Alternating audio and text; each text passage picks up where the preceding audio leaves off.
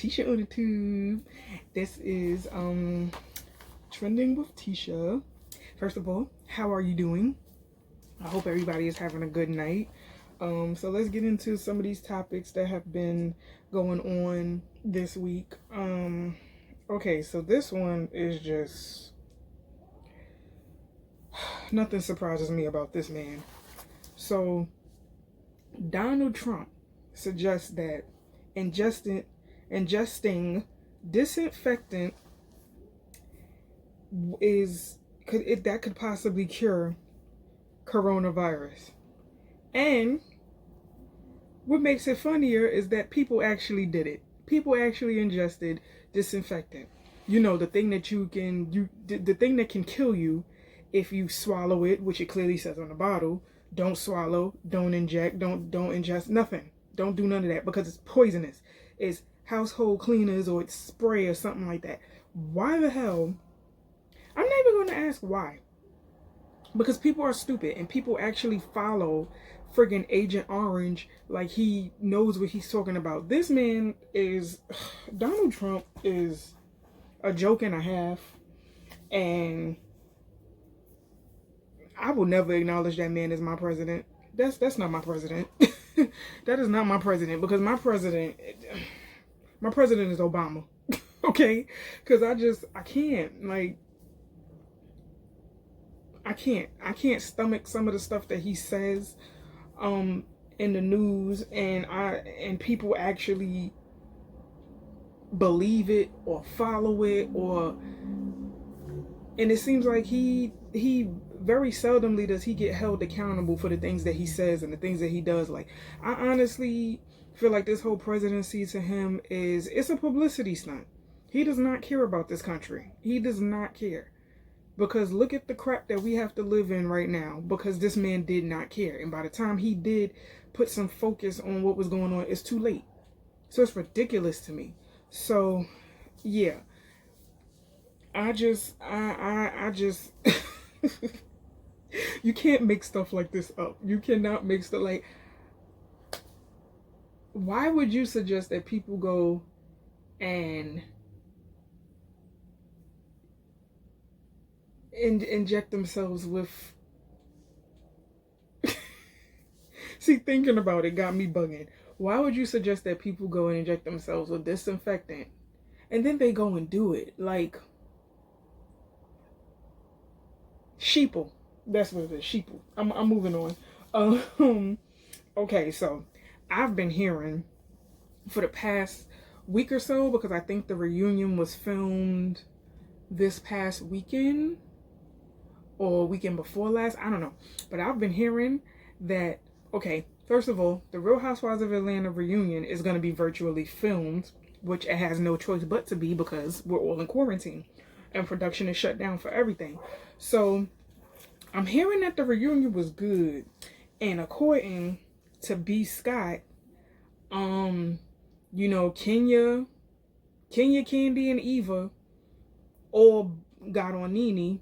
Nene got so upset at one point that she left the virtual reunion, but I heard she came back, and then I was hearing stuff about how Yovanna admitted that the whole Snakegate thing was a lie for a storyline, and they trying to get to the bottom of why they made it. So I'm like, so if we lying on people, I mean, it's pretty much the same thing as what like Phaedra did, but I mean, at the same time, Phaedra made some really harsh accusations that could have affected like a brand or whatever. But yeah, but it's like, why lie? Why lie about that? Why? That makes no sense to me. So y'all listen, and then they sit up here arguing over, because I was watching Secrets Revealed on Sunday. They sit up here arguing over the difference between audio and recording, and I'm like, ain't it the same thing?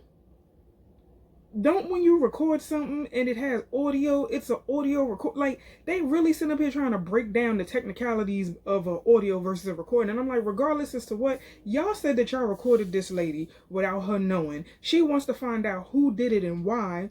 Y'all keep sitting up here going around in circles saying y'all not telling who said it or who did it or whatever. Yovanna pretty much admitted that she was the one that did it, but then she retracted her statement and said that she didn't do it, and there's no recording. So I'm confused. I'm confused. But I can't wait to see the reunion. I'm so mad we gotta wait till May friggin' 10th. And then I'm also mad that they pushed back Real Housewives of Potomac.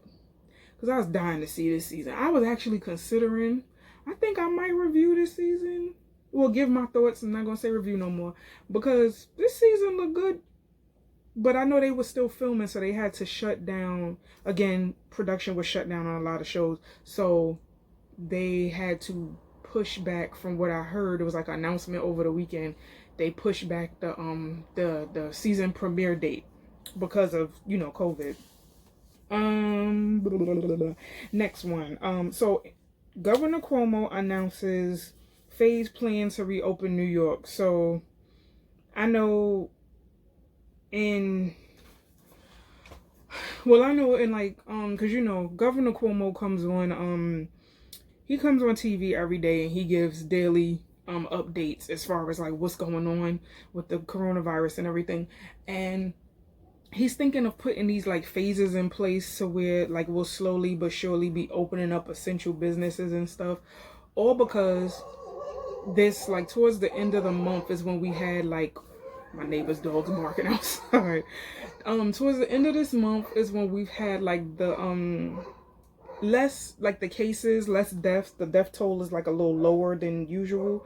So I guess they're discussing trying to come up with a plan to like slowly but surely get, I guess, the economy flowing a little bit. I mean, I don't think that New York is gonna be 100% to open back up anything, honestly. Like, yeah, we're hurting for money and all of that, but at the same time, if there's so many cases out here like y'all saying it is, it's not worth it. It's not worth it. Just stay home. Just stay home. There's no job out here that is worth your life. And, you know, not saying that like everybody that's an essential worker, everybody that's a health hero, all of the healthcare professionals, MTA workers, the truck drivers, the postal service, FedEx people, everybody that's keeping stuff moving, even though like the world right now is at a standstill, I applaud you. Bless you. But it just seems like we still need to take it easy. Like, okay, the death toll went down some, but that doesn't mean, okay, well, we'll be, you know, primed and ready to go by May 15th. I don't see us opening up like for sure on May 15th because it's still a lot. We still have a lot of cases. Like, now I'm hearing that Queens, I think, surpassed us. I don't know, but like we're neck and neck, but still it's still unsafe. And I just feel like, you know, I know he wants to do, I think phase 1 is like opening up like some essential businesses, and phase 2 is something else. I don't remember. You can Google it. I don't remember all the phases, but I do know Cuomo has a plan in place that he's saying that he might start doing, and every 2 weeks he's gonna monitor it, because that's about how long it takes to be quarantined and to get over the virus or whatever. So I mean, I guess we'll see. But me personally, I'ma stay quarantined. Like I'm told to stay home. I'ma listen to my own instinct. I'm not going out here like, yay, party. Hell no. Because that's how you get caught up. No, thank you. So, okay, so I have read that Facebook launched this thing called Messenger Rooms. It's like a alternative to Zoom, because, you know, Zoom ended up in controversy some weeks back because it was hacked. So it was like a lot of inappropriate stuff being put on Zoom or whatever. And, you know, Zoom was where the kids were doing their remote learning with their teachers, so it was like a lot of inappropriate stuff being shown. So we moved from Zoom to Google Meets. So now I'm reading that Facebook launched this thing called Messenger Rooms, and I think it's pretty much like Zoom, you know, but with its own Facebook spin on it. But I think it's cool that we have all of these forms of, you know, virtual chats and stuff. That way we could still keep in contact, not just FaceTime, not just video call, but, you know, we got all of these things that help us and allow us to still keep in contact with our loved ones who are not really, who we can't be around right now, who don't live in the same state or city that we do. So I think it's dope. You know, I honestly think it's dope. So Okay, if any of y'all have seen the past couple of episodes of Black Ink Crew, matter of fact, the past couple of seasons, let me not even say the past couple of episodes. I'm gonna say this, I don't like Tati. I do not like her. She is very thirsty. When she first came on the show, I kind of felt bad for her because nobody really cared for her. But it's like now this season, she is very thirsty for camera time. And she is going to get it wherever she can get it. So last episode, mind you, this is the part of the season where they're preparing for Walt and Jess' wedding in Hawaii. Out of nowhere, Tati says to Bay and Donna, "Oh, I feel so bad because Walter, he dead be sliding all the way up in my DMs." And I'm like, she's not serious. So she's telling Donna and Bay is like, Bay and Donna are like, don't say anything to Jess because this is her weekend. If you should have said something when it first happened. You don't do this when they're about to get married. You're going to look mad messy if you bring it up now. So she's like, well, you know I got a big mouth, so I don't know if I could hold that in. You held it in for this long. It clearly didn't matter before him and Jess made it official that they were going to get engaged. Now that they're engaged, you feel like you want to spill that tea on their wedding weekend. Like that girl, she is so thirsty for camera time. And then the fact that you want to sit up here and ruin their engagement, and then you want to sit up here and pretty much what it looked like ruin Donna's relationship with Alex. But Donna never freaking learns. Donna is Donna. And that's all I can say. But they said that Walt responded or whatever. I didn't read his response, but I hope he gave Tati her ass. Like, I hope he handed her ass. Because Tati she's wild annoying. I get so annoyed when she get on the TV. I do not like her this season. I don't like her. Ugh. So, yeah, also, Walt reveals that he is married to Jess. Thank God, because I like Jess for him. Jess is a very beautiful, sweet girl, and I'm happy for him. Walter deserves it, because if anybody has been through hell working at Blank Ink, it's Walter. So congratulations to him. So, in other reality TV news, Sammy's sweetheart Giancola from the earlier seasons of Jersey Shore, you know, Ron, stop it, Ron. You know, that Sammy. From what I said, she shaded her Jersey Shore roommates on social media. So what it seems like is, I think Snooki and Dina pretty much said that they miss Sammy and whatnot, and they was hoping she would come back to the show. But I mean, Sammy is in a different part. She's like in a different place in her life or whatever. She doesn't want to be around Ron, who is still continuously toxic in his own situation. So it's understandable. But I mean, to crap on your roommates is kind of sad. And then, you know, Dina is like, well, I don't understand why she doesn't, you know, she came to my baby shower and all that, and that was, we don't really keep in touch like that, and I've been defending her, you know, on episodes, and, you know, blah, blah, blah. And I'm like, dang. And then it was something she had posted on Instagram saying, something like, you lose people as you grow up, or whatever, something like that. Like, pretty much like, you know, pretty much a saying almost to the effect of, you know, people are here for a season, others are here for a reason, or something like that, you know, something like that. So it was kind of shady, and they felt the way about it. But I don't think Sammy is going to ever say to them what the issue is, because there's probably no issue. She just probably don't want to be friends with them anymore. And I mean, that's fine. You outgrow people. It's life. I don't think you should shade people for it, but you do outgrow people. It is life. So I don't know if anybody's going to respond. I haven't read that anybody responded, but you know, it came up on my Google feed. That was a topic. So for those who are still waiting on their stimulus, which I know a lot of people still are, because they're slowly but surely sending stimuluses out. I recently got mine, so you know, they are coming slowly but surely. If they don't come on direct deposit, they come in check form. So check your mail or whatever, because I didn't even know my stimulus was there. The mail lady rung my bell and was like, listen, your stimulus is in your mailbox, make sure you get it or whatever, because I don't want nobody to come in here and take it. I was like, got you, sis. So if you don't get it in direct deposit, look in your mailbox. You'll be able to tell that it's the stimulus right off the rip, because it looks like a check. It looks like an actual check.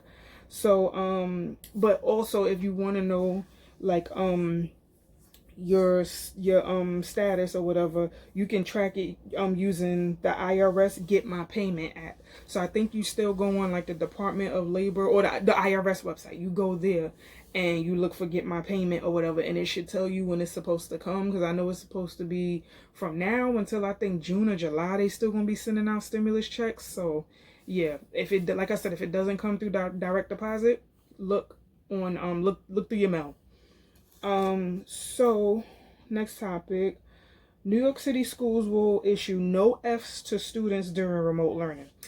I honestly feel like that's a good thing, because these kids are already missing out on physically being in school, and I don't feel like they should be penalized or punished because of something that's out of their control.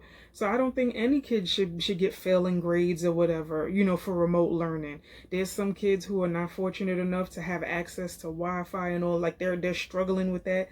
There's some kids who work better in the school setting than they do at home. Like, it's so many different factors and so many different situations for these babies. So yeah, cut them some slack. I remember I kept hearing earlier when this first started that, oh, all of the kids are gonna have to repeat the grade, and I'm like, that makes no sense. Don't make these babies repeat their grade, because that's unfair. All the hard work that they put from September to now, for y'all to sit up here and say that they're gonna repeat. You know how many parents will riot, i.e. me being one of them? Don't do that. Let these babies graduate. Let them pass them. This is something that's beyond their control. And then next year, implement a plan in place just in case if something like this happens. We have a pandemic plan, and we know, all right, switch to remote learning. Whereas it doesn't have to be, okay, well, we got to shut down schools and the teachers get a week to train in remote learning and da. Because that was a lot. There was a lot on parents, and it was a lot on teachers, and it was a lot on kids. So now that we know this is how we're going to do remote learning, keep this plan as an implement. Emergency pandemic plan. That's what it should be called. I should trademark that, but I'm not going to do that. But I'm saying, like, yeah, emergency pandemic plan as far as remote learning goes. Make that a thing. So that way it won't be no surprises if a situation like this should happen, or if moving forward within the next, I don't know, year or so, because we don't know how long this is going to be going on, keep it in place. This way we know what to do. You know what I'm saying? So, yeah, don't fail these babies. I think that's a good idea. Do not fail these babies, because they are working so hard, and this situation is it's heavy on everybody, but it's mostly heavy on these children. They may not show it, they may not express it, but it's heavy on them too.